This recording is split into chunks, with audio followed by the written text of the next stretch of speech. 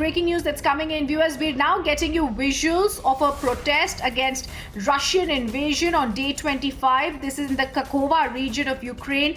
And these are protesters who continue protesting and standing strong. Like we said, several activists have staged protests earlier as well. And even as people continue to die, there's fires burning through the nights in the cities. There are now footage of Russian fighter jets known as Su-35 that are being brought. This is clearly showing that even as the explosions continue, the shellings continue, these people will continue to protest. Let me also go across to my colleague Kritsveen, who's joining me from the Delhi newsroom. Kritsveen, Kakhovka region of Ukraine now seeing these fresh round of protests.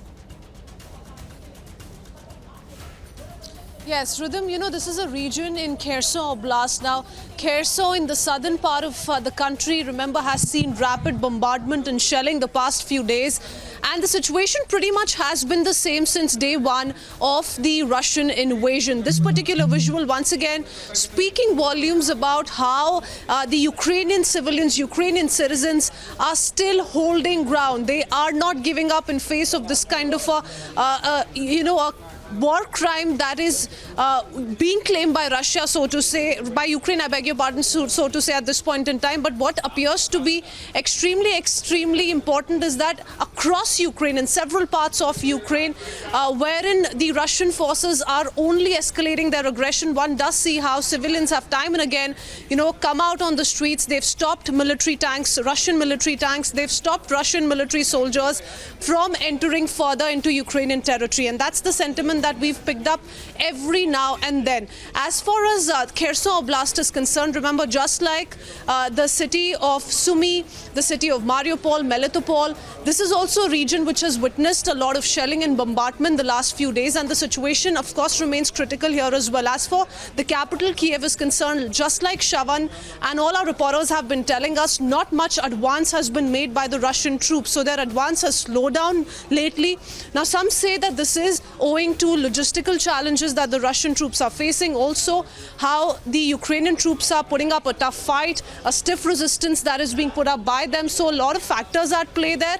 But yes, this is what we do witness every few days, how several civilians are really using this as an opportunity to keep fighting for their motherland, keep defending their motherland. They've vowed to do so in the face of this kind of a Russian aggression that is only escalating by the day.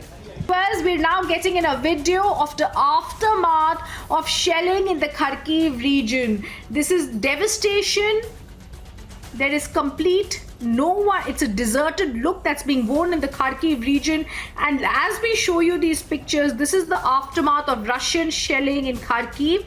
We've seen several cities of Ukraine being shelled. In different areas, people have moved out, and this particular scene speaks its own story. This is the aftermath of Russian shelling. There is entire devastation in the entire area. There are broken debris all around. And Kharkiv region has been seeing shelling.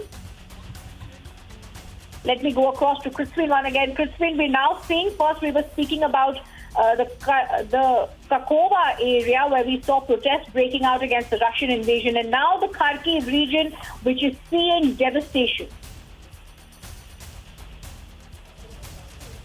Yes, just to point it out for viewers, Rhythm, this was once home to 1.5 million people, just about 25 kilometers from the Russian border. Once again, an extremely important city for the Russians to take over, to capture. And that's not quite happened so far. The last few days have been extremely difficult for people residing in Kharkiv, simply because the city has been barraged by rocket strikes, air strikes by the Russians every now and then. And that kind of a situation has prevailed through and through in Kharkiv, if we talk about the city, because this has been a target of the Russian troops since the very first day of this war. We've seen how repeatedly attempts have been made time and again by the Russian troops to start moving towards Odessa, and to do that they are primarily looking at the the Melitopol, the Mykolaiv, I beg your pardon, the Mykolaiv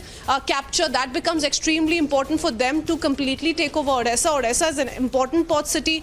B, of course, how they're continuously encircling Kiev. Now they're doing so by constantly targeting and bombarding several suburbs in the Kiev Oblast region. Kharkiv also extremely important because, of course, it's in the eastern part of the country, extremely close to the Russian border. Second largest city in Ukraine, so in that sense houses a lot of people, a lot of important complexes, administrative buildings, and in that sense that's exactly why the Russian troops have been at it to time and again take down several such infrastructures. All of that has been seen reduced to rubble and nothing else. If we keep by whatever we're picking up, the visuals on our screens, once again we see devastation and destruction all over. We see buildings, civil infrastructures, residential areas being reduced to nothing, being reduced to rubble, and it's extremely sad what we're picking up every day.